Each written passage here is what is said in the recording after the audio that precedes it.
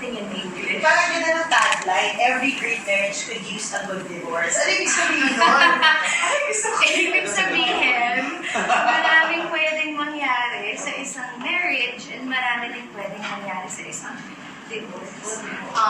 Whether good or bad, makulay siya. And I'm sure the people who have been through a marriage, maybe a rocky marriage, yung iba nagkakabalikan pa ulit, yung iba nagiging magkaibigan pa ulit.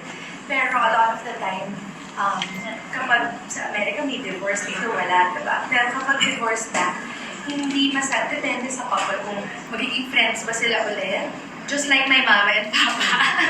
Yes, so mga pag-uusapan natin. Or kung ano yung mangyayari yun, makulay yung lakbay. How does it relate to Asian persuasion? And what's your role here? My role is Avery. So ako yung na-divorce sa naging asawa ko dito sa pelikula. And yung persuasion siguro kasi, paano ko ba ito sasabihin na hindi ko kwento yung story? Parang merong character dito na nangligaw sa akin kasi gusto niyang ma-inlove ako sa kanya at makalimutan ko na yung asawa ko. Wow! So medyo masaya talaga yun. Pero malayo sa totoong buhay. Ay, syempre hindi pa ako kasal! Speaking of that, kamusta na? You've been open already about it. You're here, you're in Switzerland. Kamusta ang love life natin? Oh, open na ba?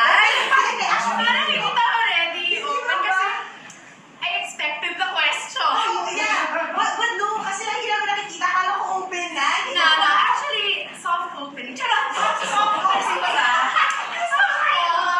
Hindi, parang, ako kasi I grew up sa public eye na. Oh. So, alam niyo yung parang ngayon ko na-experience yung for the first time, nung medyo nag-lay low lang ako ng parang, pwede na pala ako magka-private life, gano'n. And because dito ako lumaki, hindi ako sanay na todo private. Gusto ko pa rin i-share ng konti, hindi complete kapag hindi ko na-share yung mga nangyayari sa akin. Pero minsan nakaka-post ako.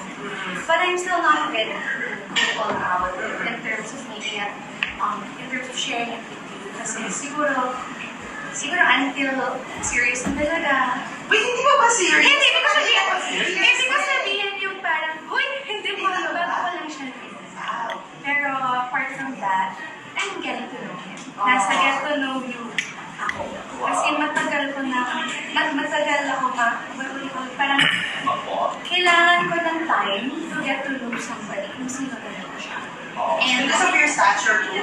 And bagong-bago pa to. So, That's why. wala pa ako masyadong time to get to know the person. That's nice. At least you noticed them in this era of your love life. Would you say the best, the most mature? I would think so. Siguro because marami tayong natutunan sa pandemic, all of us. And yung iba umuwi sa tribo nila, sa mga pamilya nila. I don't know kung sino kasama mo nung lockdown, pero ako naiwan ako mag-isa ng lockdown kasi magkaiba kaming city ng mami ko. Yes. So, 3 months nun na wala kang masandalan. So, doon ko na-realize na, oh gosh, ito pala yung importance na